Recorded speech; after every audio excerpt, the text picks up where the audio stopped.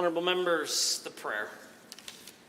Lord, the God of righteousness and truth, grant to our King, to his government, to members of the Legislative Assembly, and to all in positions of responsibility, the guidance of your Spirit.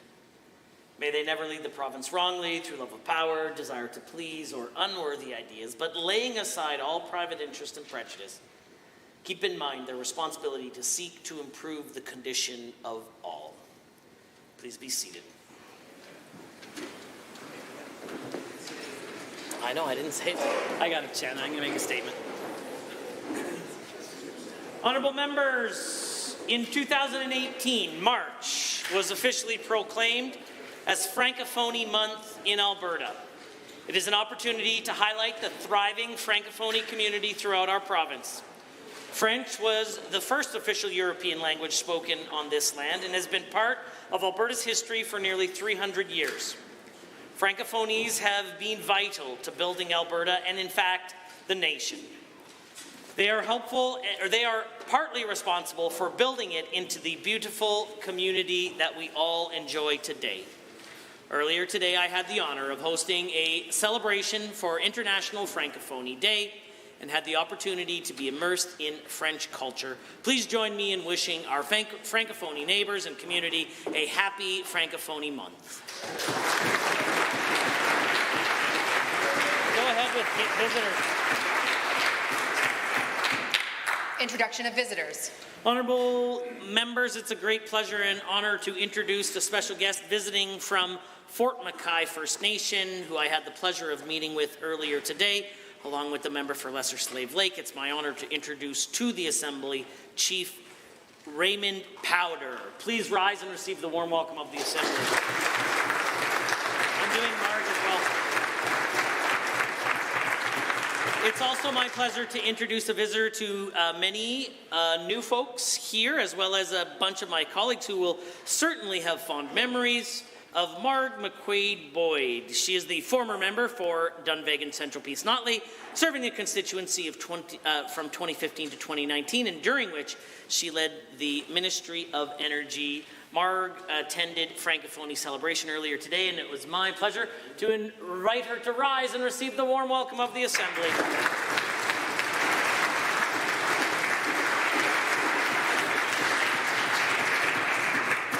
Introduction of guests. Honourable members, as I mentioned earlier today in the Rotunda, I was honoured to host the Legislature's annual celebration of ceremony of the International Francophonie Day. One of my favourite parts of the Rotunda event is getting to meet and engage with different community members and individuals who work with me in my office to produce these amazing Rotunda celebrations. It's my pleasure to introduce to all members of the Assembly a few members of the community who are here as part of the celebration. Ms. Nathalie Lachance is the president of the Association of Canadian Francophonie of Alberta. She is joined by Amy Valchon-Chabot, manager of political strategy and government liaison with the ACFA. I invite them to rise and receive the warm welcome of the Assembly.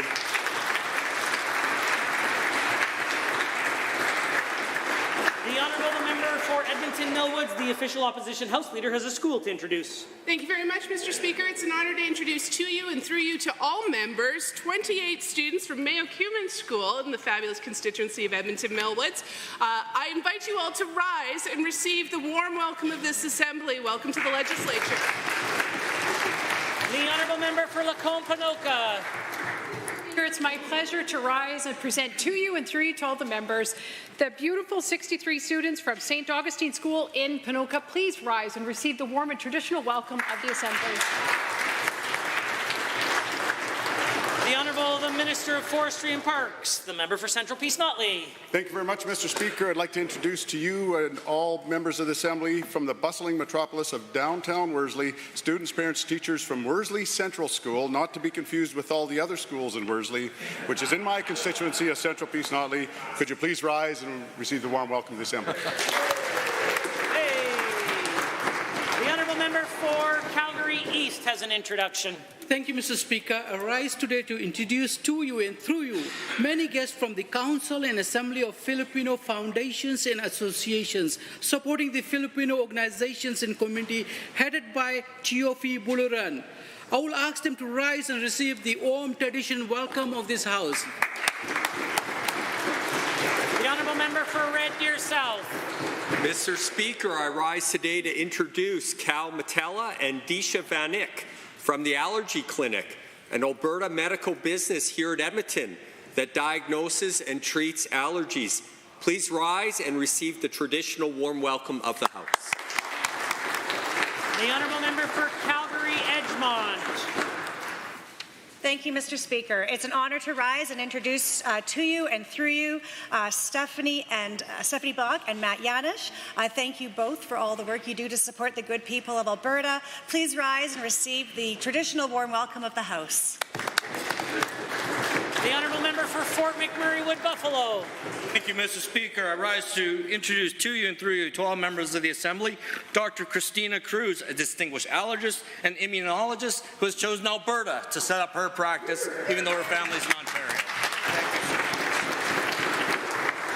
The Honourable Member for Lesser Slave Lake has an introduction. Mr. Speaker, it's an honor to rise today and reintroduce again a good friend of mine, the leader from Fort McKay First Nation, Chief Raymond Powder. Mr. Speaker, Fort McKay First Nation is one of the amazing communities that does a proper balance, in my opinion, between economic prosperity and maintaining their traditional culture. It's an honor to have him as my guest and my friend. Thank you, Mr. Speaker. The Honourable Member for Edmonton Southwest. Mr. Speaker, it's a rare privilege for me to introduce members of my family here today, including my 92-year-old grandmother, Sai Chen Chang, my father, Luther Ip, my mother, Vicky Ip, and my auntie, Ali Wang. Please rise and receive the traditional warm welcome of this assembly.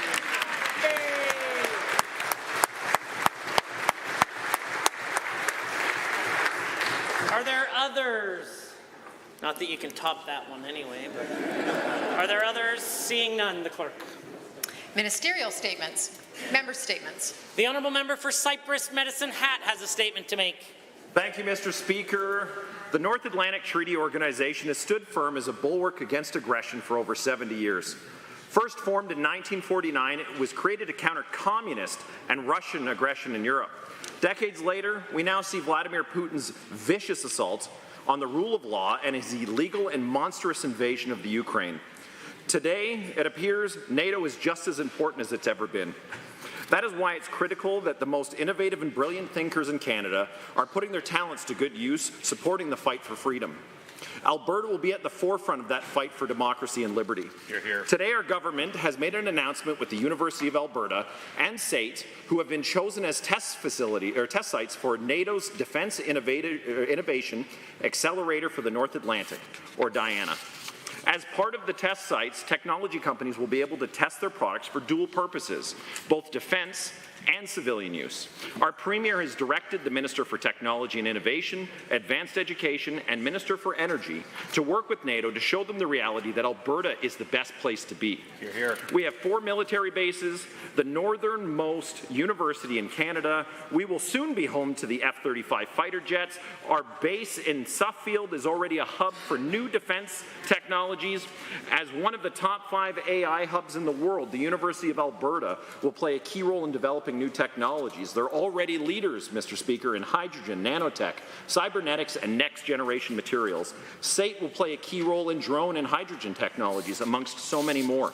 Mr. Speaker, as Alberta's liaison to the armed forces, I'm proud that we're global technology leaders. We are the most pioneering province Canada has. We are the best innovators. Hear, hear. And today we can be proud that NATO recognizes our global leadership, and they will put our amazing technology to use. Hear, hear, hear.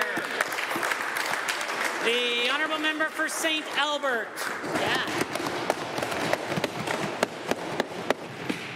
Merci, Monsieur le Président. Nous avons réunis aujourd'hui pour célébrer une langue commune, la richesse de notre culture et de notre patrimoine, ainsi le désir collectif d'améliorer la vie des Albertains et des Albertaines francophones.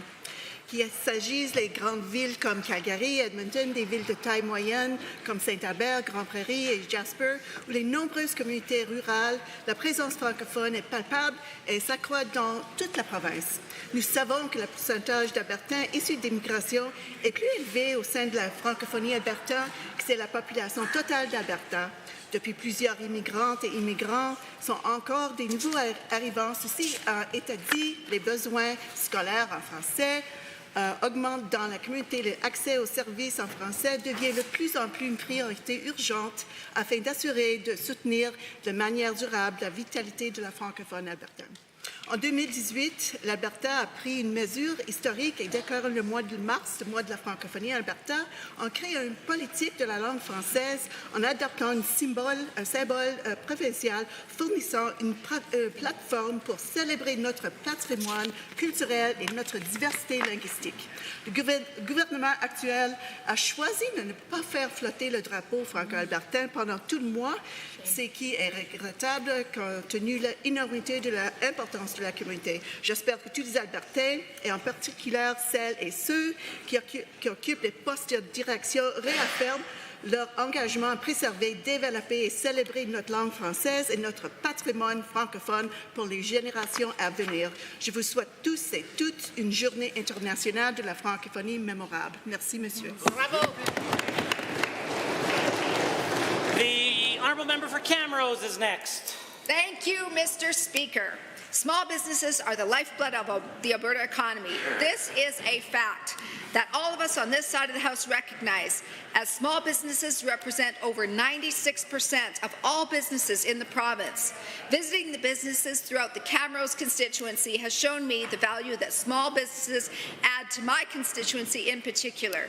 Another fact that I believe is that all members on this side could agree that is a strong, small pro-business sector that is a unique Alberta trait. Almost 3/4 of Albertans are employed by small businesses. Under our United Conservative government, Albertans can expect a strong small business sector to persist and grow. When I was first elected in 2019, we campaigned on a promise to renew the Alberta Advantage. That was a promise we kept. In our 2023, Albertans went to the polls and renewed our mandate to extend that Alberta Advantage far into the future. How does the Alberta Advantage support small business, you may ask? Well, the business-friendly politics of Alberta's government and the lowest tax environment in all of Canada means small businesses have less pressure on their bottom line and can grow and hire more people. The Canadian Federation of Independent Business recently gave Alberta an A on cutting red tape, making us a leader among the provinces for 4 years running. This allows small business owners to focus on running their businesses and being employers, rather than checking boxes on unnecessary forms. Where would you go in Canada to start a business? Well, the answer is clear to me. Albertans are ambitious and entrepreneurial by nature, and our province attracts people who are much the same. Whether you've lived here for a day or a decade, you deserve a government which is just as visionary, and I'm proud to be a part of one. The honourable member for Edmonton Glenora. This morning, I announced the most aggressive plan to respond to climate change in the history of our province. My plan takes dramatic action to address... Whoa. Honourable members will know that during member statements, members are entitled to make a statement uninterrupted for the duration of the 2 minutes that is allotted. The honourable member for Edmonton Glenora will be able to restart from the beginning of her member statement. The honourable member for Edmonton Glenora has a statement to make. This morning, I announced the most aggressive plan to respond to climate change in the history of our province. My plan takes dramatic action to address the 3 biggest drivers of carbon emissions in Alberta: oil and gas, the electricity grid, and transportation. I know that some folks are going to say that it goes too far, and the members opposite think that we should do nothing for another 3 years. But when I see Alberta facing catastrophic drought, unprecedented wildfires, and air that isn't safe for our kids to breathe on a summer's day, I know it's time to take dramatic action. The time for creative accounting and fun with numbers and aspirational goals, it's over. We must reduce carbon emissions that drive climate change and threaten our way of life. As Premier, I will take back control of carbon policy by implementing a Made in Alberta cap-and-trade system. We will redirect the revenue away from industry subsidies and the UCP Energy War Room into ways to actually help Albertans reduce their emissions and their bills. I will start a youth climate corps that will connect young Albertans with a job to help them take control of their own climate destiny. My plan helps Albertans and families and communities reduce their costs. It will create jobs. It will protect headwaters. It will give young people hope that we can turn this problem around before it's too late. And my plan sends the bill to the folks who made the most money creating the problem in the first place. Ban coal mines, build wind turbines. The industrial carbon tax goes up, Albertans' power bills go down. Clean up abandoned wells and build EV charging stations. It's bold, it's ambitious, and it's unapologetically NDP just like me. It's a plan to take action on climate change. And you can find out more at sarahhoffman.ca. Only party members are allowed to vote for the new leader. You need to be a member by April 22nd, and you can buy a membership at sarahhoffman.ca.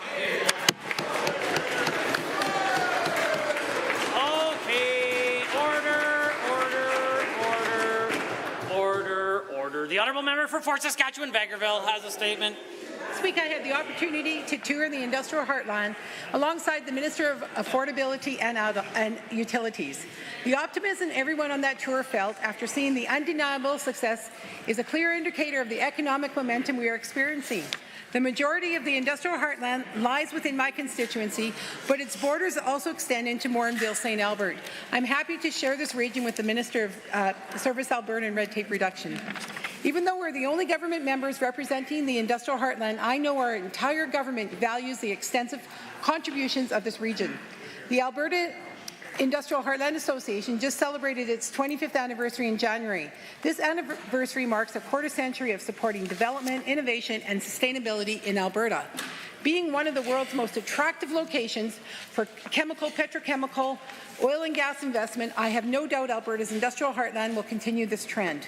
The industrial heartland is the largest hydrocarbon processing region in Canada, seeing more than $40 billion in capital investment.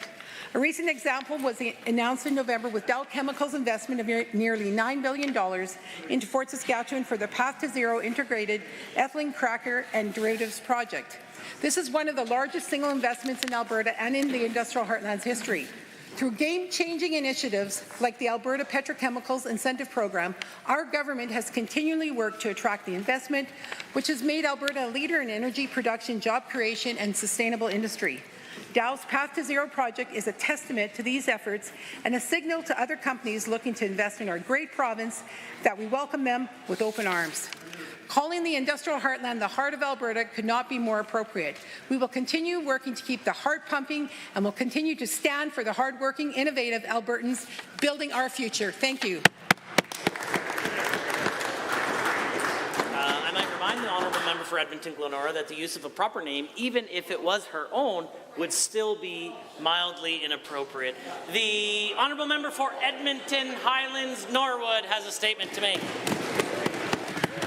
129 tons of garbage. That is what we heard the minister call the belongings of our unhoused neighbours this morning.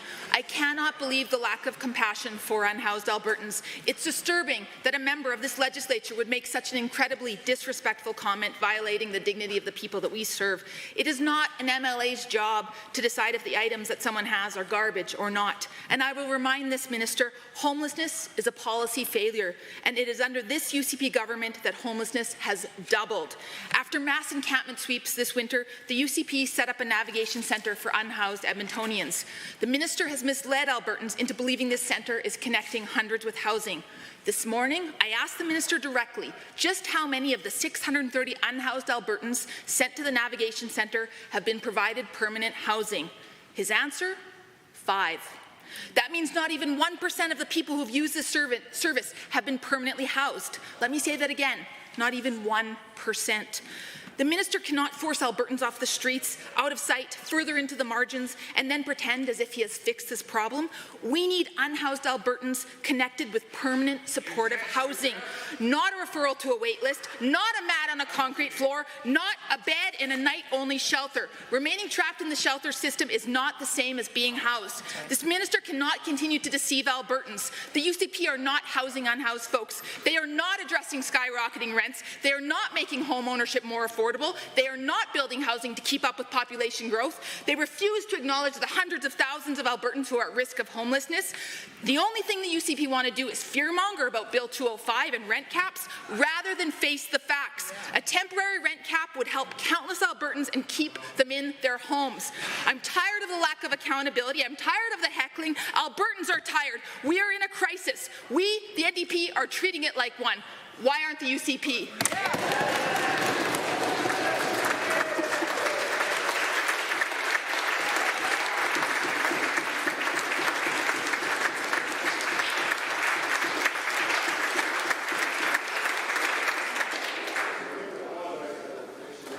A point of order is noted at 1:50.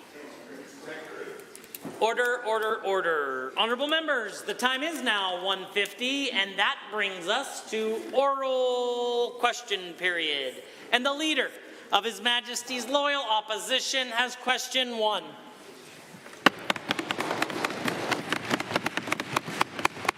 Mr. Speaker, by now we all know Mr. Blair Carniff's story. Shocking to say the least. The whole government should want to apologize and also try to make it right. Instead, the Minister of Health went on the record yesterday and accused Mr. Carniff of lying, claiming he chose the roadside motel himself. To the Minister of Health, since we all know that that claim does not line up with the facts, will she today apologize to Mr. Carniff, first, for saying something that was not true, and second, for all that he has gone through under her watch? The Honourable the Minister of Health. Thank you, Mr. Speaker. Alberta Health Services has discharge policies which we are currently reviewing with Seniors, Community and Social Services. So when patients are assessed for discharge and require non-medical care, and I want to repeat, non-medical care or specialized housing, they are provided options, and then they select the option that they want. It is extremely concerning to me that this nonprofit provider that provides non-medical housing was not transparent with the patient. The Honourable, the Leader of the Official Opposition. Well, Mr. Speaker, I have a letter which I will table, sent from Contentment Social Services to another victim of the UCP's motel medicine. Its claims are so outlandish they would make a snake oil salesman blush. They promise a wide range of medical services and care. No mention at all of fast food and a roadside motel. So to the Minister of Health, is she proud that Albertans now need a consumer protection lawyer to guard themselves from being exploited when staying in Alberta's public hospitals?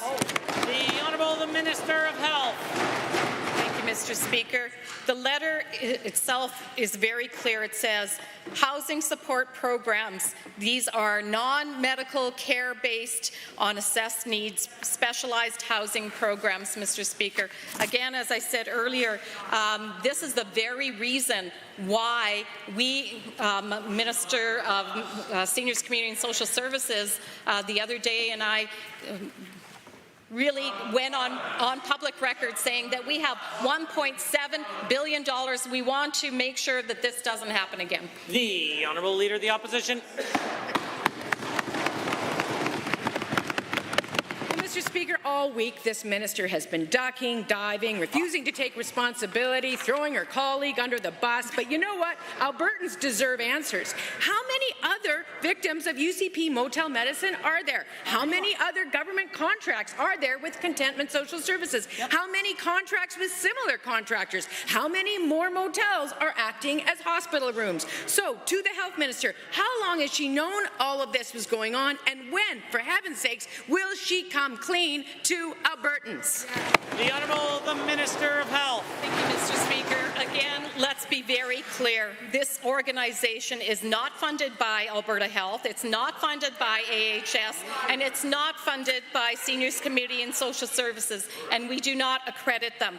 This is a non-medical, non-profit organization which the individual chose.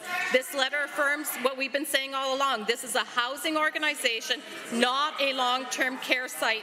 And this is why we need to provide authentic wraparound services. It's why we're actually going to look at the policies for discharge and do better. The Honourable, the Leader of the Official Opposition for a second set of questions. Mr. Speaker, in the last election, the Premier ejected a candidate for making the outrageous claim that Alberta teachers were exposing our children to pornography. With the election pressure off, this candidate has re-emerged, hosted by a government MLA at a public event. Tory Tanner argues that the only people who disagree with her position is a very small faction of the UCP. So, to the Minister of Education, this goes to the heart of his job. Does he disagree with Tory Tanner's claims? The Honourable, the Minister of Education. Mr. Speaker, the thousands of teachers do incredible jobs across the province to help ensure that our students receive a world-class education. Mr. Speaker, our government is committed to working with and supporting our teachers from every corner of our province so that our students can receive the very best education possible. Mr. Speaker, I meet regularly with the Alberta Teachers Association and other organizations to ensure that we can support our teachers in the best way possible, and of course it's important to take direction from some of their organizations as well. The Honourable, the Official Opposition Leader. Mr. Speaker, there are close to 40,000 teachers in Alberta who work each and every day to educate our kids. Professionalism and support from the Minister of Education is critical to ensuring that they can do their job. But at a government MLA-sponsored event, the keynote speaker declared that the vast majority of the government caucus agrees that Alberta teachers are showing our kids pornography. So to the Minister of Education, is the claim about his caucus correct? And if so, what is he going to do about it? The Honourable Minister of Education. While the NDP is focused on party politics, our government is focused on improvements to the classroom, improvements to our schools so that we can continue to deliver a world-class education. As an example, Mr. Speaker, in Budget 24, we're increasing spending by 4.4%. That's $400 million to help support our school divisions across the province. We're building 19 new schools in this budget alone to make sure our students have updated and modernized spaces. Mr. Speaker, we will continue to be there for teachers and students. The Leader of the Opposition.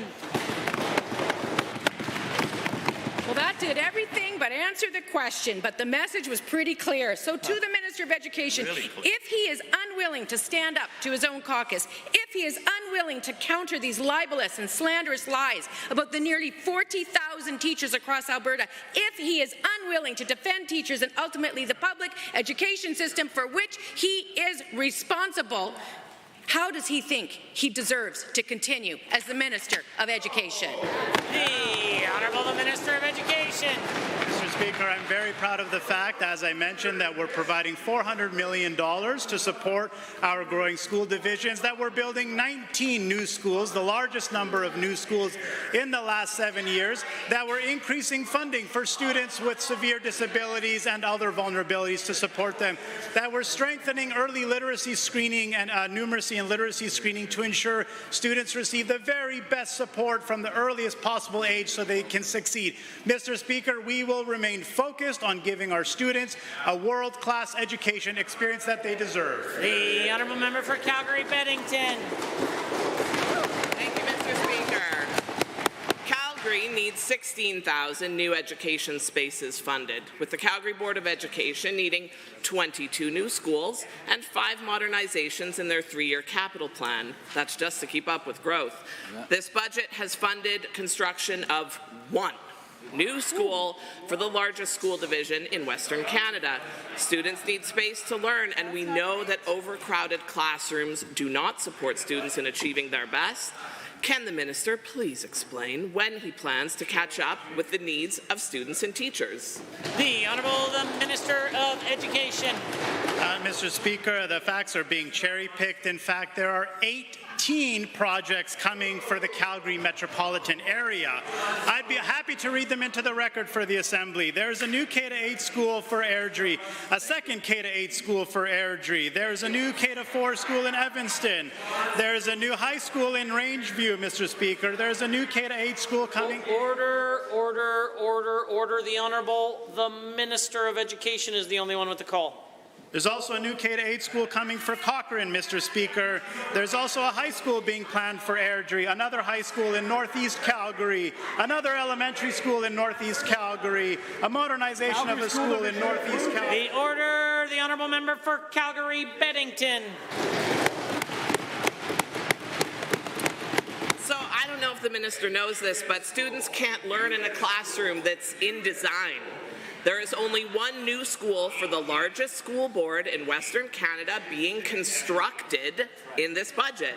Albertans have seen the impact of years of UCP neglect and underfunding, with libraries being converted into classrooms and students being forced to learn in hallways. Can the minister please explain what he expects teachers and students to do while they wait for the UCP to realize they need to build more schools? Is hallway learning acceptable to him? The Honourable Minister of Education. Mr. Speaker, we're not asking for anyone to wait. That's why we're moving ahead with 19 full construction projects in this budget alone. As I mentioned earlier, that's the highest number of new construction projects in the last 7 years. Mr. Speaker, the Alberta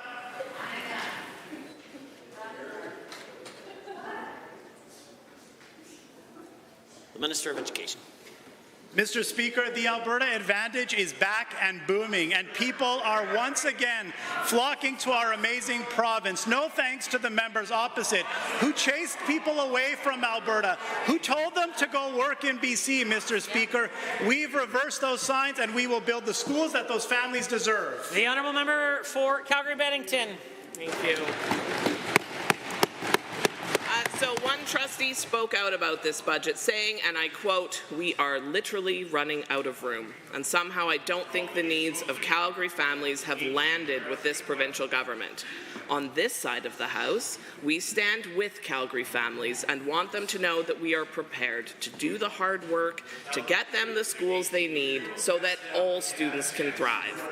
Can the minister explain what it will take for the needs of Calgary families to finally land with this government? The Honourable Minister of Education. Mr. Speaker, we are already there. We are moving forward, as I mentioned, on 18 new school projects for the Calgary metropolitan area. Mr. Speaker, because of many of our amazing efforts over the course of the past few years, the Alberta Advantage is back and booming. People are flocking.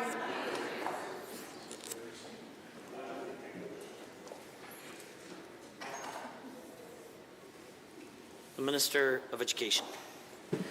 Mr. Speaker, talking about Alberta's success always gets the NDP all fussed up and in a fury. However, on this side of the House, we are proud of Alberta's success.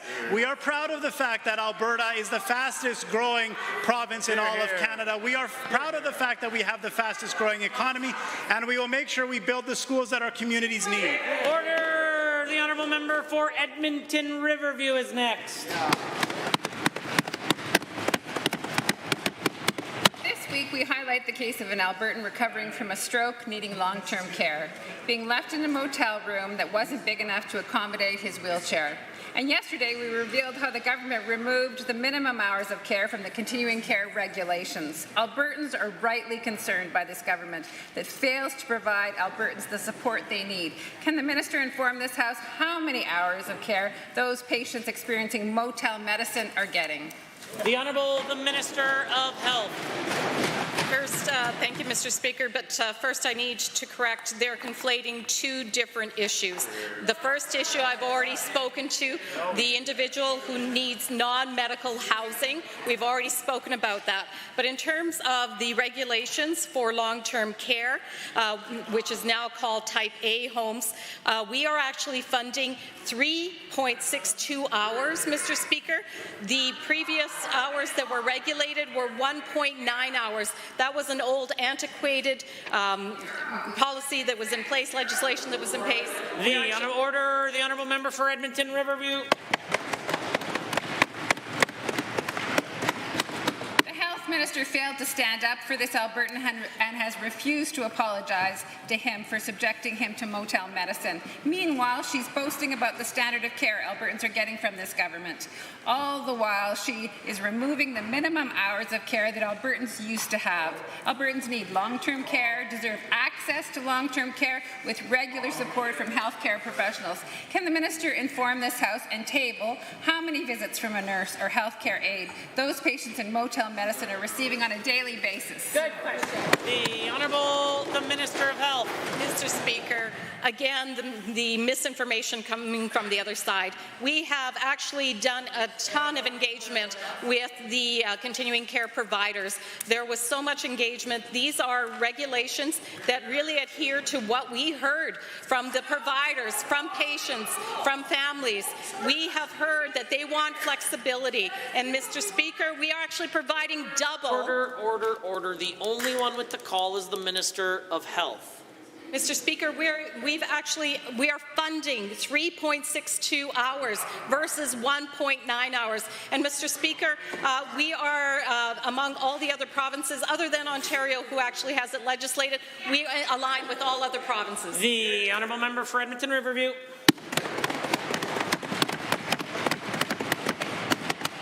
The minister insisted that proper procedures were followed in this case of motel medicine. The minister also insists that this patient chose to go to the travel lodge, which the patient claims they did not. The minister couldn't tell us how many Albertans were waiting for care in motels. She couldn't tell us how many motels were being used as long-term care facilities by the UCP, or how much money was being given to providers to place patients in motel medicine. Since the minister can't answer these simple questions, will she please tell us, and Albertans, who in this government is willing to take responsibility for doing her job? The Honourable the Minister of Health. Mr. Speaker, the members opposite were not listening as I earlier spoke to this particular issue. Alberta Health Services does have discharge policies. Their health care transition teams, their discharge teams work with the individual and their families. The individual chooses where they want to go, and when they require non-medical interventions, then they have chosen a non-medical service provider. The fact that this non-medical service provider was not transparent is totally unacceptable. The Honourable Member for Calgary Curry. Order. The Honourable Member for Calgary Curry.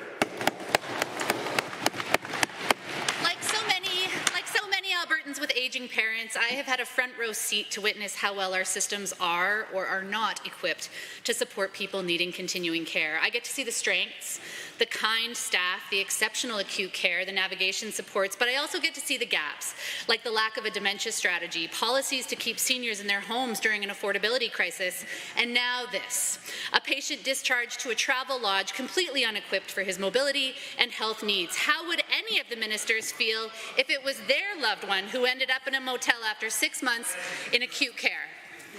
The Honourable Minister of Seniors, Community and Social Services.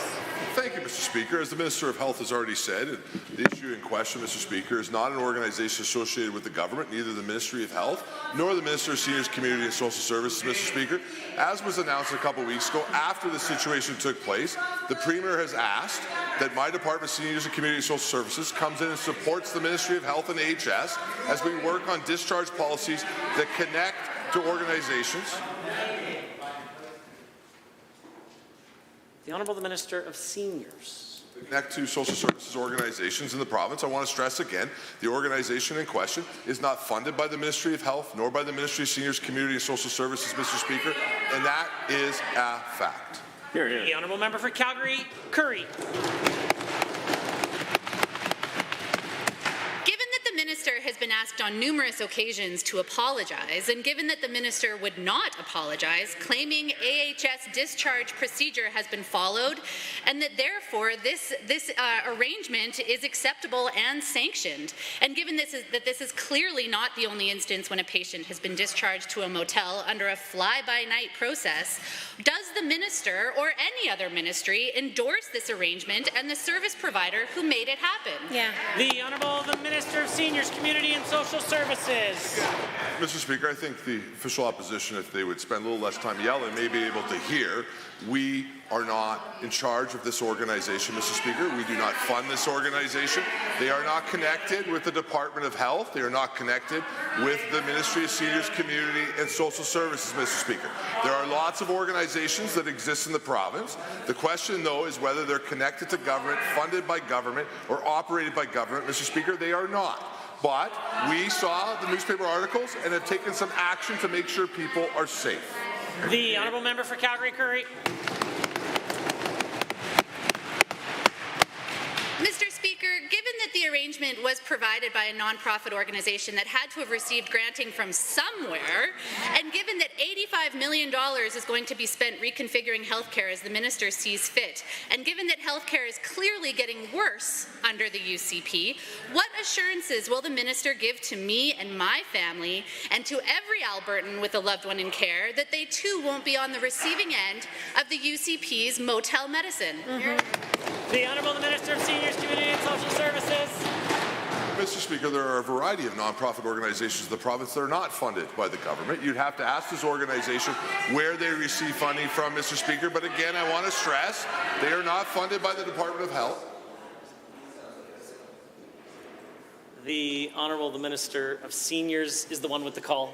And they are not funded by my department, Mr. Speaker. Having said that, both the minister and I have seen those newspaper reports, had questions that have been asked, and we've been able to ask our department to be able to make sure that, one, that we're not involved with this organization, but second, that we can come into Alberta Health Services and support their social workers when it comes to complex discharge decisions around patients, Mr. Speaker, to make sure the full supports of the government are around all patients coming out of health. The Honourable Member for Vermilion Lloydminster Wainwright. Thank you, Mr. Speaker. Alberta is facing worsening drought conditions as a result of a countrywide El Nino not seen in over 7 years. These conditions are especially dire in southern Alberta, and we know that communities across our province, rural and urban, will be impacted. To the Minister of Environment and Protected Areas, can you please inform this House of what proactive steps were taken to help our province prepare for the drought ahead? The Honourable Minister of Environment and Protected Areas. Thank you very much, Mr. Speaker, and I do want to thank the member for the important question. We are doing more than any government in Alberta's history to prepare for drought and improve how water is managed, conserved and shared in our province. The largest water sharing agreements in provincial history, those discussions are currently underway. Over 50 participants are involved in these negotiations, representing 70 to 90% of the licensed water demand in the Red Deer, Bow and Old Man basins. In December, we took proactive action by creating a drought command team within the department and released a letter asking all municipalities to develop their water conservation plans. They are taking those steps and we're very encouraged by it. The Honourable Member for Vermilion Lloydminster Wainwright. Thank you, Mr. Speaker, and to the Minister for that answer. Given that Budget 2024, if passed, includes large funding to protect from natural disasters, and given the Minister herself has had numerous funding announcements in the last few months, taking direct action on droughts and water shortages, to the Minister of Environment and Protected Areas, could you please explain to the great people of Alberta how our government is taking direct action on drought in Budget 2024? The Honourable Minister of Environment and Protected Areas. Thank you very much, Mr. Speaker. We are making major investments to help protect Albertans from drought and make sure that more water is available for Albertans in the future. That includes $125 million over 5 years to create the new Drought and Flood Protection Program. This will fund a new wave of projects to help protect homes, businesses, and of course lives. The program will help vulnerable municipalities and Indigenous communities across the province develop long-term infrastructure needed to improve their drought and flood resilience. We're also investing $23 million over 3 years to increase water availability and improve water management. We're taking action on drought, Mr. Speaker, for today, tomorrow, and long into Alberta's future. The Honourable Member. Thank you, Mr. Speaker, and again to the Minister for the answer. Given that producers and irrigators have experienced drought conditions over the past 2 years, and given that forecasts indicate that it could be another very dry year in the province, to the Minister of Agriculture and Irrigation, what is your ministry doing to prepare for drought, and what will you do to support farmers and ranchers if they do face another dry year? The Honourable the Minister of Agriculture and Irrigation. Thank you, Mr. Speaker, and thank you to the member for this very important question. I've talked to a lot of producers associations and irrigation districts already this year, and I hear their concerns about drought. That's why through Budget 2024, we are investing $5 million for feasibility studies for water storage systems, $19 million to help irrigation districts update their water infrastructure, and $50 million to complete vital projects like the Dixon Dam capacity enhancement.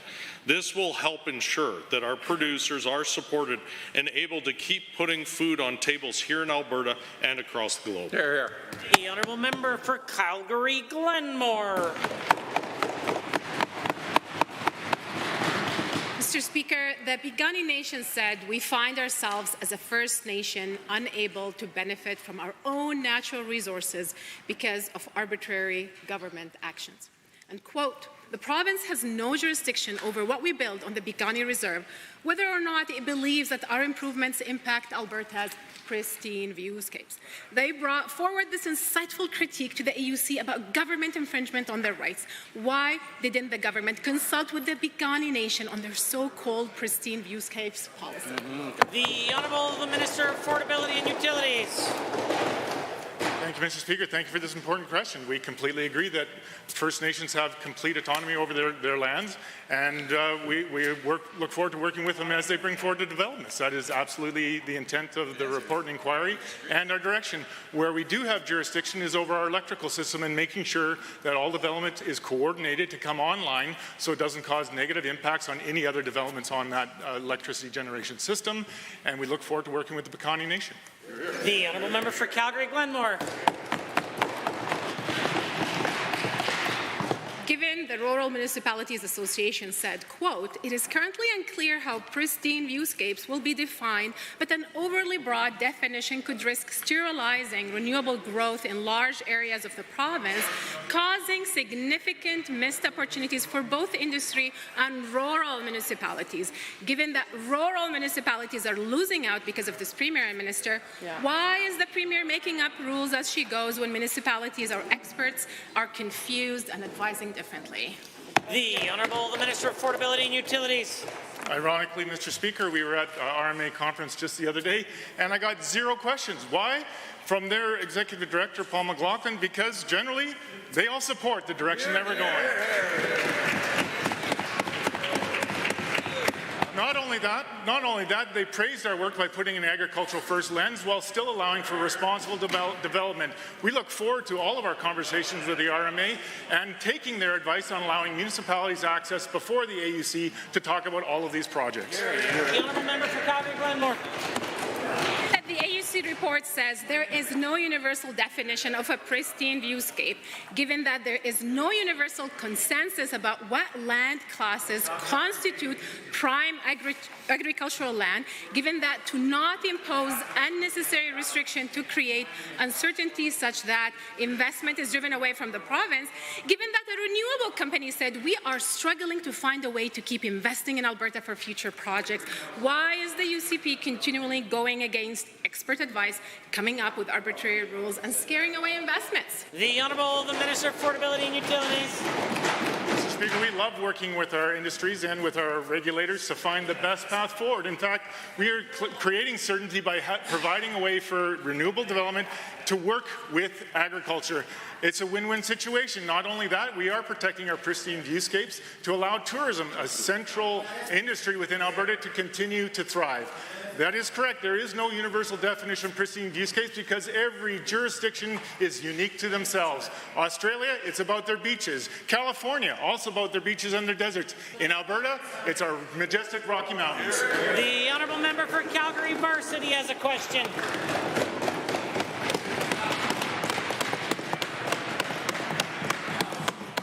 Motels are not long-term care facilities. This should have been obvious before lack of government oversight let an Albertan recovering from a stroke be taken to a travel lodge that wasn't equipped to handle his needs.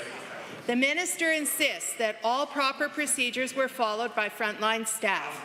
So let's make sure that this is the case and that patients are protected in future.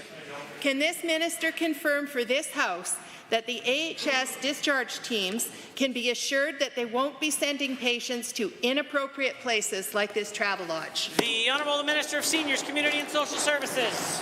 Mr. Speaker, the Minister has been clear about what the discharge process is, and individuals who can make certain decisions during that discharge process varies based on individual cases. What I can tell you, Mr. Speaker, is again, the organization in question is not funded by the Department of Health, is not funded by the Department of Seniors, Community and Social Services, is a non-profit organization that operates in the province, Mr. Speaker. That said, we continue to work with Alberta Health Services, the Department of Health, and our department to be able to make sure that we give people access to the social services that they need in our province. Order, order. The Honourable Member for Calgary Varsity. Given that this patient claims he wasn't given a choice of where he was taken, and given that the minister believed that this patient chose the location and made that decision to be taken to a travel lodge, and given that many Albertans are worried about this sort of treatment happening to their parents or grandparents or partners, can the minister once again confirm for this House how patients and families can be assured that they won't be transferred to from a hospital to somewhere like the Leduc Travel Lodge? The Honourable the Minister of Seniors, Community and Social Services. Mr. Speaker, again, for specifics about AHS decisions and individual cases, can't speak to it in the chamber. What I can tell you, Mr. Speaker, is that the Department of Seniors, Community and Social Services, together with the Department of Health, together with the Department of Mental Health and Addictions, is working closely with Alberta Health Services to be able to make sure that those requiring continuing care in our communities, Mr. Speaker, as they are discharged from hospital, Mr. Speaker, receive appropriate services. Some of that comes from nonprofit organizations. Some of that comes from organizations that are funded by us or municipalities, Mr. Speaker. This organization has nothing to do with the government of Alberta. The order, order, order, order. The Honourable the Member for Calgary Varsity. Given that Alberta seniors and those needing long-term care should expect to get top-quality care at the appropriate facility, not motel medicine, and given that we obviously need regulations and publicly available information to protect Albertans from being sent to facilities like the Leduc Travel Lodge, which was considered an appropriate facility for this senior, can the minister table for this House the list of all hotels, motels, beds and breakfasts that this province The Honourable the Minister of Health. Thank you, Mr. Speaker. I want to reiterate and be very clear that this organization is not funded by Health, it's not funded by Seniors, Community and Social Services or Alberta Health Services, nor are they accredited through us. This is a non-profit housing, specialized housing association. The Honourable the Minister of Health. This organization is a non-profit specialized housing organization that provides non-medical housing to individuals that do not need medical care upon leaving hospital. Mr. Speaker, I'm happy to... The Honourable Member for Drayton Valley Devon. Thank you, Mr. Speaker. My beautiful riding of Drayton Valley Devon is rooted in family values and community. And this has led to Drayton Valley Devon attracting many families and young parents who are concerned with access to high-quality education. So rural Alberta recently has been faced with a school capacity issue as we try to accommodate our growing communities. Can the Minister of Education please share what is being done to help rural families to access high-quality education for their kids? The Honourable the Minister of Education. Well, thank you, Mr. Speaker, and thank you to the member for his important question, and thank you for the incredible advocacy work that he does for his constituents. It's always a pleasure to see such a fierce advocacy from an amazing member. Of course, our government recognizes that our rural schools operate in very unique dynamics, and our rural school divisions do as well. They often have to operate over large geographic areas and oftentimes have to contend with declining enrollment. It's one of the reasons why our government continues to support the Rural Small Schools Grant, which, as you can tell by the name of the grant, is specifically designed to top up rural schools and help them with their funding needs. The Honourable Member for Drayton Valley Devon. Thank you, Mr. Speaker. Given that proper staffing levels are key for children to access world-class education, And given that some rural areas suffer from the teacher vacancies due to the geographical realities of smaller communities, can the same minister please share how this government is attracting teachers to rural Alberta to help meet the increase in student population?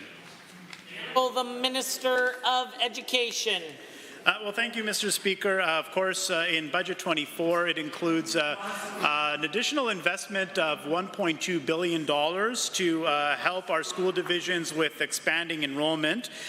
In addition, we are providing $1 million to add 35 additional student spaces to the University of Calgary's Bachelor of Education program to help expand the number of spaces that are available at that particular post-secondary institution for rural applicants. It's important that we create these spaces so that rural applicants and rural students are able to develop that unique experience to be able to return to their communities as well and provide important resources back home. The Honourable Member for Drayton Valley Devon. Thank you, Mr. Speaker. Given that our government is committed to creating new and modernized student spaces throughout our province, and given that adequate spaces are needed for all Albertans, can the same minister please share some of the ways this government has improved and expanded education spaces in rural Alberta and the effect this has on the students' education? The order, the Honourable Minister of Education. Thank you, Mr. Speaker. In Budget 24, which of course is before the Assembly, we're investing $2.1 billion over the course of the next 3 years to build and modernize spaces across the entire province. It includes support for 43 priority school projects that we're moving forward, with 10 of these 43 projects being in our rural communities. More specifically, these projects include in the communities of Black Falls, Brooks, Chestermere, Lac La Biche, Red Earth Creek, Wetaskiwin, Fowler, Plamondon, and other areas as well, Mr. Speaker. Order. The Honourable Member for Calgary Elbow has a question to ask. Mr. Speaker, Albertans don't want the UCP meddling with their pensions. They've made that clear. But this government, clearly more interested in following the directives of the Premier rather than listening to what Albertans actually want, has done everything in their power to hide from transparency and accountability. Their latest tactic, preventing Albertans from reading their responses to the UCP pension survey. What is the minister hiding? The Honourable the Minister of Finance, the President of Treasury Board. Not hiding anything, Mr. Speaker. That was a very theatrical delivery of that question, but I think we're talking about a FOIP request that was denied by the department for the simple reason that the summary of that will feed the executive summary for Executive Council. And it's not concluded. So that's the main point, Mr. Speaker. It's not over yet, so that it will all come out when we've concluded. The pause, I'll finish after. The order, the Honourable Member for Calgary Elbow. Given that this government routinely releases surveys so that Albertans can see the public responses, and given that this government seems to think that they can bamboozle Albertans into supporting their pension scam by hiding and refusing to discuss the proposal face-to-face with Albertans, and now by blocking the release of these surveys that Albertans paid for, given that this lack of transparency is shocking even for the UCP, and given that Albertans have the right to see the results, will the minister release the results of these surveys today? The Honourable the Minister of Finance, the President of Treasury Board. No, I won't. It's not over yet, Mr. Speaker. They've extended the deadline to submit workbooks to the end of August. We've paused the engagement because we're waiting on the Chief Actuary's interpretation of the legislation, and then we expect to get a number in the fall.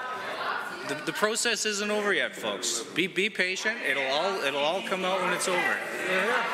Order, order, order. The Honourable Member for Calgary Elbow.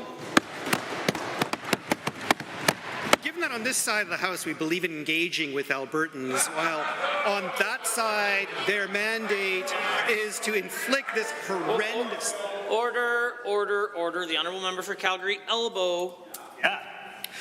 On that side, their mandate is to inflict this horrendous pension plan based on fake numbers, regardless of what Albertans actually want. And given that this minister could break the mold and be upfront with Albertans and release this data that is paid Order. The honourable member for Calgary Elbow has the call.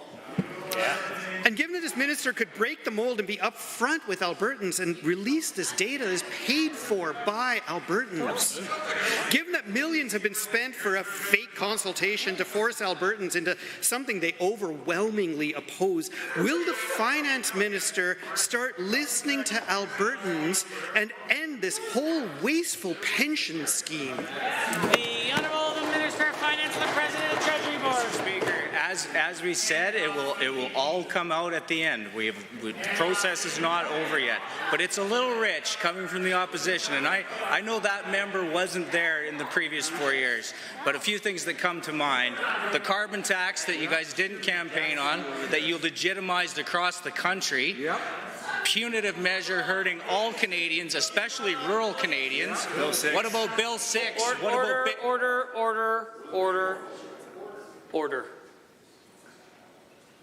The Minister of Finance.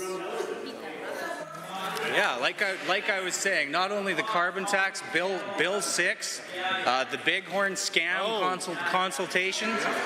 You guys were never transparent. You're the reason I ran. Order. The honourable member for Lesser Slave Lake has a question.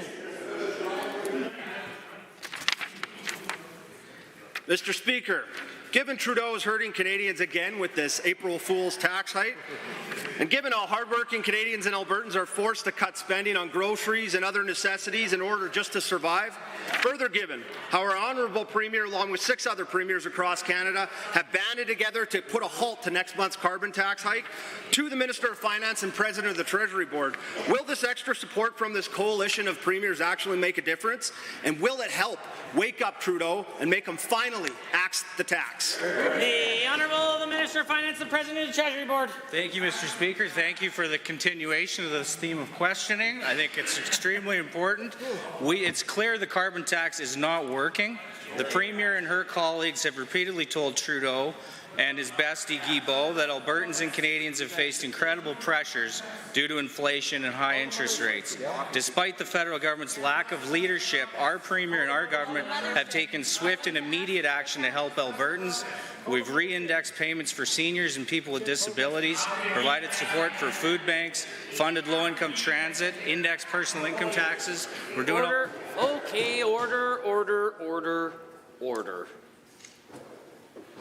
The honourable member for Lesser Slave Lake, uninterrupted, please. Mr. Speaker, given that Federal Minister Champagne and his Prime Minister Caviar have said with this out-of-touch carbon tax is an investment in the future and the plan is working, and given the daily struggle with affordability, I suppose the plan is to bankrupt Canadians and Albertans. No surprise from a leader who claims the budget balances itself. Could the same minister please explain how the proposed plan to gouge Albertans' pockets at a time when cost of living is insurmountable is not an investment in our future and is definitely not a plan that is working? Order. The Honourable Minister of Finance, President of Treasury Board. Thank you, Mr. Speaker. Well, their plan is definitely not working. Guilbeault himself said the carbon tax will take a long time to work, probably around 2060. 2060, Mr. Speaker? Do you want to know how much the federal government's increase to the carbon tax will cost Alberta families as of April 1st? $911, up from $710. We have a plan to move to net zero by 2050. Even more... Order. The Minister of Finance. Pretty chirpy. You think they'd like it? They started it. Even more horrifying, the Parliamentary Budget Officer by 2031 said the carbon tax is estimated to cost Alberta families $2,773 a year. The Honourable honourable member for Lesser Slave Lake. Thank you, Minister. Mr. Speaker, given that Albertans are already struggling under the Trudeau-Singh deficit duo, and given that even the NDP party is starting to back away from the support of their federal carbon tax, including but not limited to several of the applicants from across the aisle who are now flip-flopping, Mr. Speaker, in the hopes of becoming the next regional manager here in Alberta. Could the same minister please explain how pausing the carbon tax would go to support Alberta's businesses, farmers, First Nations and families, and is a real investment in the future? The Honourable Minister. Thank you, Mr. Speaker. Thank you for the question. The NDP Liberal Alliance supports a carbon tax that Albertans pay for every time they buy groceries, fill up their car, buy consumer goods. The suspension of the carbon tax increase would provide much-needed relief to Albertans and Canadians. Currently, the carbon tax costs Alberta households $710 per year. That's nearly $60 a month. $60 can go a long way at this time. Do it now. It's ridiculous. The honourable member for Lethbridge West.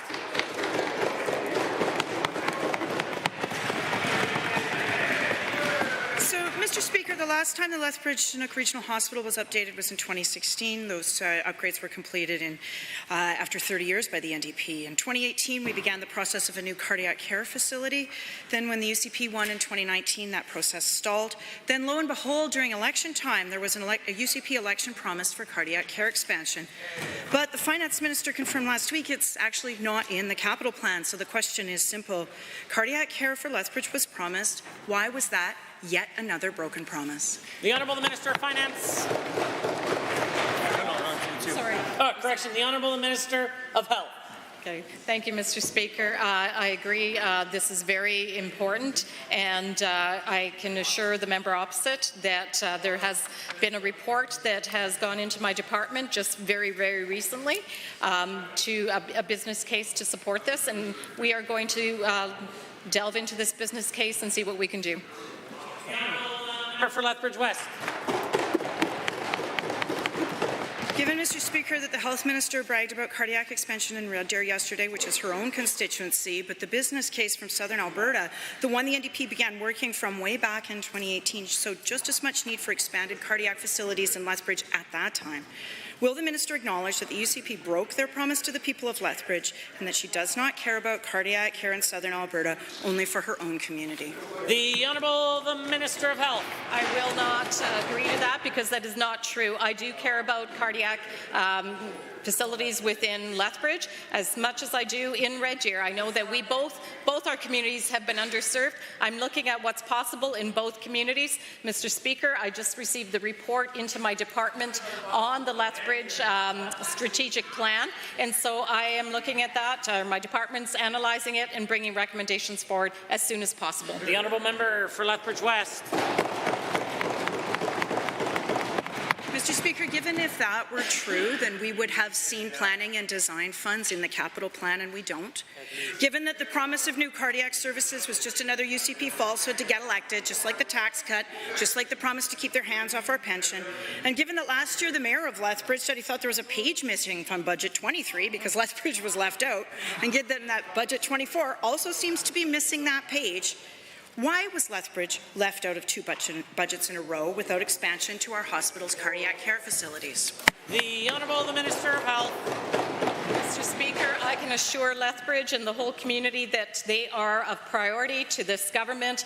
I will be looking at this report as soon as it comes to me. And Mr. Speaker, I will be looking at every opportunity to make sure that they are served in a cardiac catheterization and other cardiac supports. Mr. Speaker, this is of utmost importance to us, and we will make sure it happens. The Honourable Member for Calgary Buffalo has a question. The world-renowned Edmonton Fringe Festival is the largest and longest running of its kind in all of North America. Artists, both local and international, depend on the Fringe Festival to showcase their talent and launch their careers. Alarmingly, Fringe Director Megan Dart explains that the festival could be 2/3 its normal size in 2024 without immediate assistance. Costs are going up everywhere, while their UCP Arts funding stayed stagnant. To the Minister, why did this government cut $6 million from the AFA budget in the last 5 years? The Honourable the Minister of Arts, Culture and the Status of Women. Thank you, Mr. Speaker. The Fringe Festival is a staple of Edmonton's festival scene, which brings together Albertans from around the province to celebrate the performing arts. Alberta's government has proudly provided Edmonton's Fringe Festival with over $2.5 million since 2019 through the Alberta Foundation for the Arts and the Community Grants programs. The Honourable Member for Calgary-Buffalo. Given the Fringe, like other performing arts festivals and theatres in Alberta, are struggling post-pandemic to recover their audiences, volunteers and revenues, and given that many are having to resort to bookings like touring Broadway shows and safer presentations that do little to develop Alberta's own cultural voice. And given that with delayed or insufficient support from the Ministry of Arts and Culture, once a proud venues like that and others may be forced to close, stranding artists and theatrical workers. Can the Minister explain if the urgency of this situation... The Honourable the Minister of Arts, Culture and the Status of Women. Thank you, Mr. Speaker. When we heard of the news of the Fringe Festival's funding needs, they know I have an open door policy. I'm looking forward to meeting with them in the next several weeks, and the increase in Budget 2024, if passed, to the Alberta Foundation of the Arts will allow our government to continue to support Alberta arts and artists in our amazing province. The Honourable Member for Calgary-Buffalo. Given that in 2021 the arts and culture sector in Alberta contributed almost $5 billion in GDP and almost 47,000 jobs, and given that a key outcome for the ministry is to ensure that creative and cultural industries flourish, increasing investment and participation and growth, and given that without a strategy enacted immediately, thousands of artists, content developers, producers, and authors will be forced to leave the province or industry, what is the minister doing to ensure those in Alberta's arts sector are able to entertain Albertans and the rest of the world for years to come? The Honourable the Minister of Arts, Culture, Status of Women. Thank you, Mr. Speaker. Budget 2024, if passed, will increase funding to the Alberta Foundation for the Arts. We're investing in the arts to increase the profile of Alberta artists and art organizations and ensure art is accessible to all Albertans in all corners of the province. The Honourable Member for Leduc-Beaumont is next. Thank you, Mr. Speaker. As we have heard, today is International Day of the Francophonie, a day to celebrate the French language and French culture here in Alberta and around the world. More than 80 countries recognize this day, and Alberta's government is proud to join in on the celebrations. The celebration is particularly meaningful to me as the MLA for Beaumont, a city with a deep and meaningful connection to French language and culture. So, to the Minister of Arts, Culture and Status of Women, what is the government doing this day and month dedicated to the Francophonie? The Honourable the Minister of Arts, Culture, the Status of Women. Thank you, Mr. Speaker. I would like to begin by wishing the honourable members in this chamber a happy International Day of the Francophonie. Mr. Speaker, I have attended several events celebrating Francophonie Month so far. In Calgary, I held a Francophone Month kickoff event at McDougall Centre and attended Franco Winterfest. Mr. Speaker, our government would have raised the Franco-Alberta flag at the start of March, but due to the passing of the Right Honourable Brian Mulroney and the period of state mourning before his funeral, protocol dictates we cannot. I will proudly be raising the flag at the QE2 building on March 25th in accordance with flag protocol to celebrate Alberta's Francophonie community. The Honourable Member for Leduc-Beaumont. Thank you, Mr. Speaker, and thank you to the Minister for that response.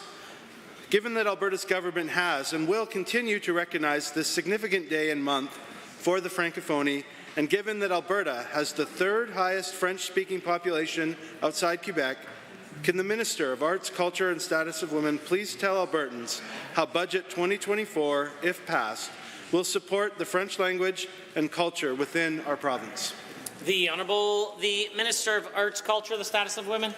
Thank you, Mr. Speaker, and thanks to the member for that question. Budget 2024, if passed, will increase funding for the Francophone Secretariat from $1.4 million to $4 million. Wow. This funding will strengthen the capacity of the Secretariat to continue their vital work of implementing Alberta's French policy. It will also support other ministers in their work to provide, develop, and enhance government services in French, showing our government's commitment to supporting the vitality of the French language and communities within our province. We will continue to engage with the Francophone community to hear how we can continue to support them. Good answer. The honourable member.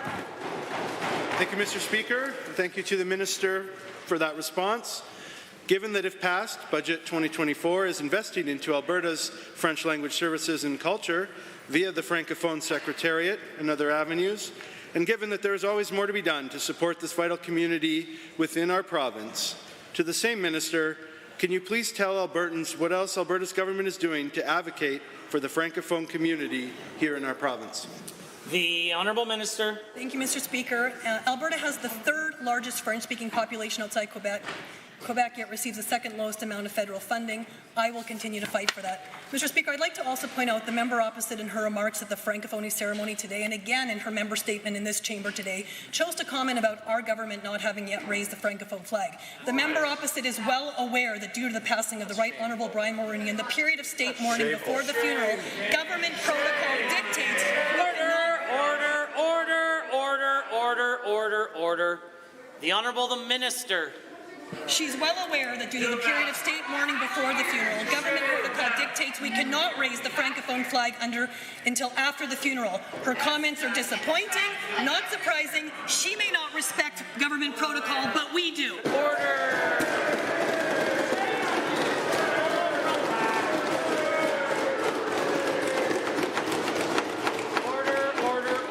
Concludes the time allotted for oral question period. In light of the estimate schedule, we will not have a 30-second break.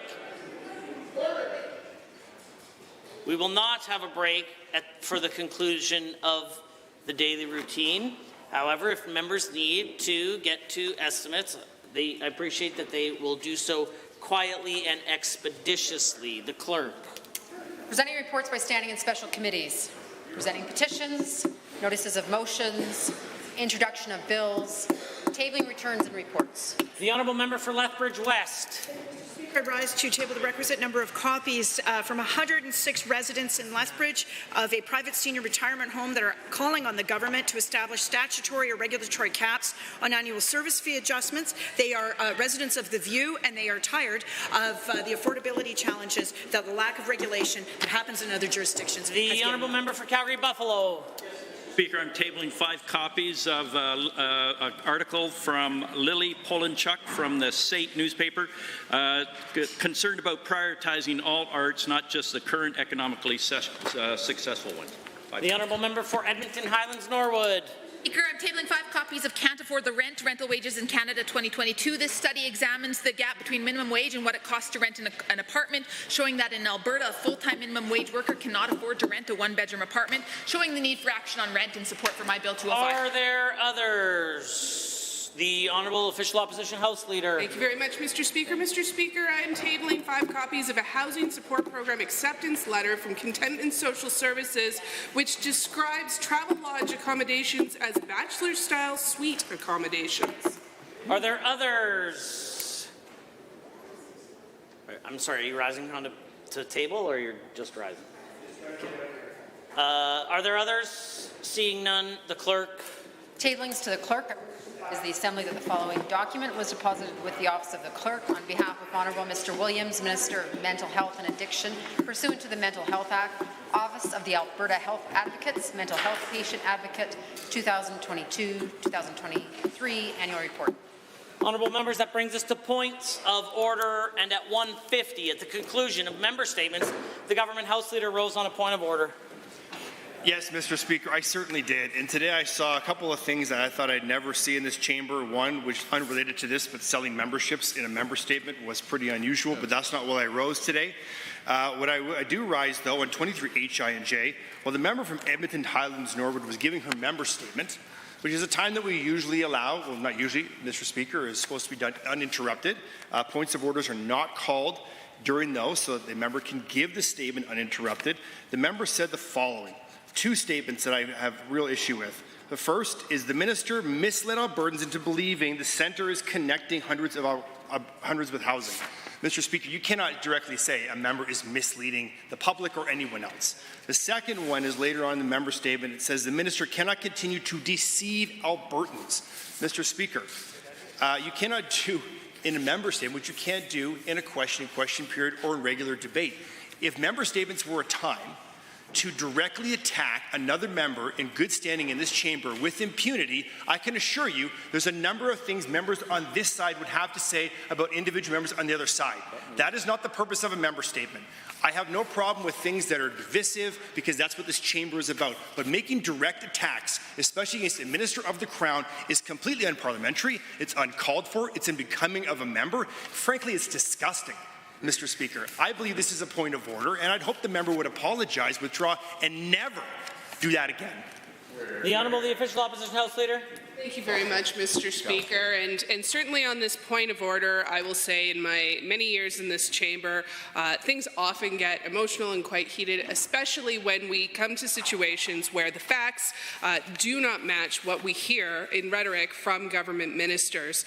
In this case, I was in the room in estimates this morning when, counter to what we've heard the Minister from Community and Social Services say many, many times, instead of hundreds being connected with housing, we learned it was only 5. And I imagine it was tensions got quite heated and unparliamentary language was used in this member statement. Now, the government House Leader referred to member statements as a time that would be uninterrupted. I will just note that certainly the member from Edmonton Highlands North was not uninterrupted. In fact, the minister himself was heckling during this time and accused and called that member the tent critic while he was heckling her, which I would call disgusting. That being said, unparliamentary language was used. On behalf of the member, I will apologize and withdraw for that unparliamentary language and hope that we might be able to have an honest debate about a serious issue going forward. And thank you very much, Mr. Speaker. Well, are there others who have additional information to submit to the point of order? Well, I would typically accept a point of an apology on behalf of a member and consider the matter dealt with and concluded. I think it's important that the Speaker make a statement with respect to the use of member statements more broadly and remind members of Speaker Kowalski's rule, December 1, 2010. And I won't read the entire ruling into the record today, but I do encourage members to peruse it at their leisure. Page 1755 of Hansard that day, when he went on to say, I want to repeat again that there should be as wide a latitude as possible, provided that the Speaker should not be dealing with points of orders arising out of member statements, but that members themselves have to discipline themselves with civility and decorum, and that requested and deal with policy matters and not personalities. Without that, it turns into a Donnybrook, and the next day somebody gets up and slams the other person from the day before for 2 minutes about irresponsible, irreversible condemnation of other people, and it's simply unacceptable. Honourable members, tensions can rise in the Assembly from time to time, but rarely are member statements unprepared or unprepared or done on the spur of the moment. And as such, language used in a member statement that we saw this afternoon is certainly unparliamentary, and I, as Speaker Kowalski did, remind members of the need for civility. I'll also remind the Honourable Minister, who did interrupt during the member statement, but one could imagine, after hearing such unparliamentary language and being accused of misleading or deceiving Albertans, how one would also react. Both unacceptable, both the Speaker will not tolerate in the future. I now consider this matter dealt with and concluded. Honourable members, I have a statement to make with respect to the estimate schedule, and the Assembly will adjourn. The Legislative Policy Committee will convene this afternoon, this evening, and tomorrow morning for the consideration of the main estimates. This afternoon, the Standing Committee on Families and Communities will consider the estimates for the Ministry of Seniors, Community and Social Services in the Rocky Mountain Room, and the Standing Committee on Resource Stewardship will consider the estimates for the Ministry of Environment and Protected Areas in the Grasslands Room. This evening, the Standing Committee on Families and Communities will consider the estimates for the Ministry of Health and Mental Health and Addiction in the Rocky Mountain Room, and the Standing Committee on Resource Stewardship will consider the estimates for the Ministry of Municipal Affairs in the Grasslands Room. Tomorrow morning, the Standing Committee on Families and Communities will consider the estimates for the Ministry of Children and Family Services in the Rocky Mountain Room, and the Standing Committee on Resource Stewardship will consider the estimates on the Ministry of Affordability and Utilities in the Grasslands Room. Honourable members, the House stands adjourned until tomorrow at 1:30 p.m.